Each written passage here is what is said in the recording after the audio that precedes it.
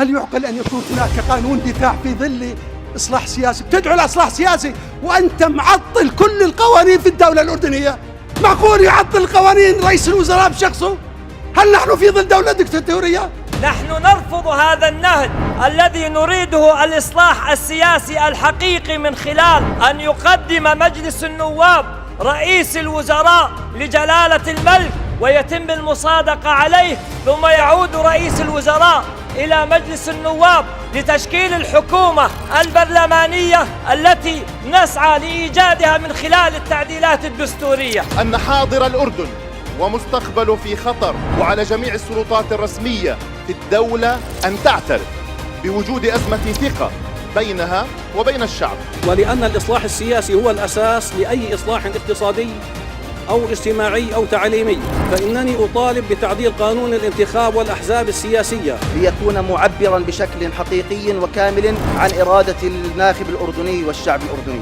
يفرز نواباً للوطن قادرين على التشريع وعلى المحاسبة وقادرين في نفس الوقت على تشكيل الحكومة. حدثوني أيها السادة، متى كانت الأمم تهدم قلاعها؟ نقابة المعلمين يجب أن تبقى كحق دستوري لا ينزعه منهم أحد وبأي سلطة كانت.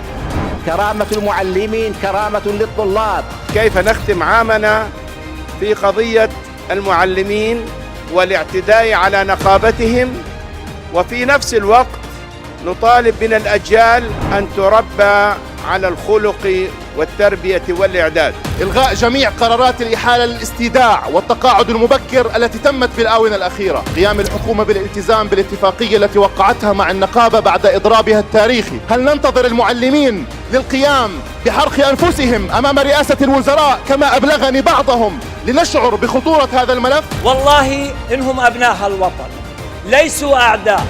لماذا لا نجلس على طاولة الحوار؟ وبالتعليم سأتحدث بثلاثة نقاط هامة وحساسة جدا جدا. أولا، وقف التعليم عن بعد فورا ووضع آلية واضحة لعودة الطلاب إلى المدارس والجامعات. فلا يجوز بحال أن نتذرع بالوضع الوبائي ونترك هؤلاء الطلبة دون حل، فالحاجة إلى العلم والتعلم ضرورة كحاجتنا إلى الطعام والشراب. المطلوب هو جعل مناهجنا مواكبة للتطور والتقدم في التعليم مع الحفاظ على هويتنا الأردنية العربية الإسلامية. أين فراس العجلوني من مناهجنا؟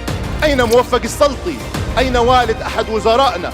قاهر الجيش الذي قيل أنه لا يقهر، مشهور حديث الجازي، أم أنهم غابوا حتى يغيب ذكر من كان عدوهم المشترك؟ هل ستكشف حكومتكم الموقرة عن خط الفقر الذي اجتهدت حكومات سابقة بإخفائه؟ هل ستقول حكومتكم للمواطن أن الحد الأدنى للرواتب الذي أعلنت الحكومة عن رفعه لا يساعد أي أردني في رفع سوية معيشته ولا حفاظ كرامته؟ نطالب بدعم شركة البترول الوطنية ماديا ومعنويا لاستخراج البترول والغاز من الأراضي الأردنية، التوسع في استخراج الصخر الزيتي وتحويله إلى بترول ومشتقات البترول للتخفيف من الشراء من الخارج، حيث أن الفاتورة تصل إلى 3 مليار. الالتزام بعدم زيادة المديونية تحت أي ظرف، ووقف أي قروض خاضعة للفوائد الربوية التي هي محرمة شرعا في الدين الإسلامي الذي هو دين الدولة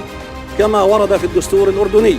أراضي عند المدينة الطبية تحولت بأسماء أشخاص، الملكية الأردنية تخصخصت، العقارات تخصخصت، شو ظل بالبلد؟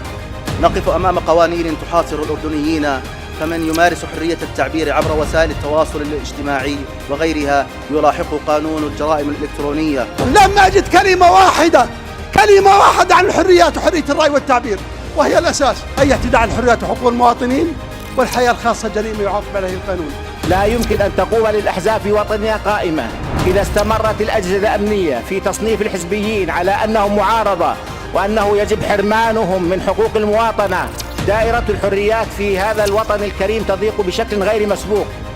لم يبقى إلا أن تحاسب الحكومة المواطن على حديثه مع نفسه. فلا يعقل أن تكون الدولة غير قادرة على تحقيق الرفاه للمواطنين وكذلك تصادر حريتهم في الرأي والتعبير. واحد بيقول المطعوم كورونا كذا وكذا، وين المشكلة؟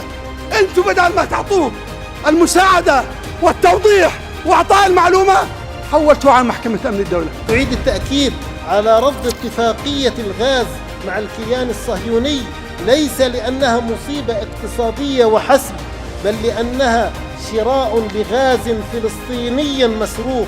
وكشف المسؤولين عن هذه الاتفاقية التي يرفضها كل مواطن أردني، وقد رفضها المجلس الثامن عشر. نقول أن اتفاقية الغاز مع العدو الصهيوني باطلة بطلانا مطلقا.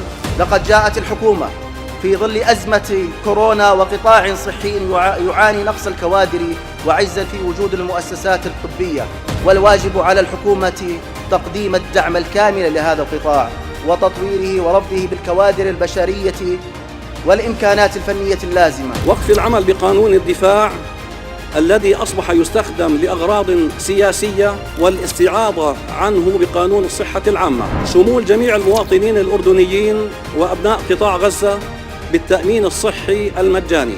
الشكر موصول والتقدير للعاملين والمسؤولين في هذا المجال، حيث ظهرت كفاءتهم في أزمة كورونا، وهذا مهما كان مستواه من طبيب أو ممرض أو غير ذلك. المادة 12: لا تفرض قروض جبرية ولا تصادر أموال منقولة أو غير منقولة إلا بمقتضى القانون. تم في عهد الحكومات السابقة وما زال الإجراء قائما بمصادرة ممتلكات جماعة الإخوان المسلمين قبل صدور أي قرار قضائي بسنوات. إن التوجهات الحكومية المتعاقبة لإقصاء الحركة الإسلامية والتي عمرها من عمر الدولة الأردنية، إن إقصائها عن المشهد السياسي الأردني من خلال رفض الحوار وتعزيز الانقسامات داخل صفوفها وشيطنتها في بعض الأحيان ينطوي على مجازفات غير مسبوقة العواقب، خصوصا في هذه المرحلة. هناك قضية تتعلق بجمعية المركز الإسلامي. جمعية المركز الإسلامي سجلت في وزارة التنمية عام 1965.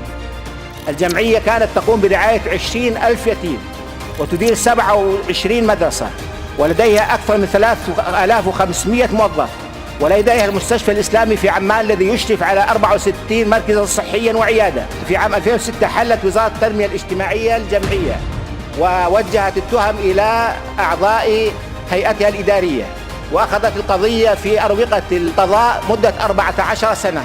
وبعد أن قال القضاء كلمته في براءة أعضاء الهيئة الإدارية من التهم الموجهة لهم، فإن إعادة هذه الجمعية وفق نظامها الداخلي إلى الهيئة الإدارية المنتخبة، والتي بدورها تستطيع أن تنقذ ما يمكن إنقاذه، وتعيد لهذه الجمعية ألقها وثقة المواطنين بها وبدورها وبالعمل الخيري في المنظومة المجتمعية. قضية فلسطين هي قضية الأمة كلها، لن نقول قدس شرقية وغربية، نحن نقول فلسطين، كل فلسطين هي أرض وقف إسلامي عربي لا يكون ولا يملك أحد التنازل عنها. أوجه التحية الخالصة لفصائل الجهاد والمقاومة في فلسطين الذين يذودون عن الأمة ويقومون عنها بواجب مناضلة العدو. تحية للشهداء والأسرى والجرحى وأسرهم، وواجبنا الثأر لكل شهيد والسعي لإطلاق الأسرى ومداواة الجرحى. وسيبقى الأردن بشعبه سندا لفلسطين وجهاد أهله.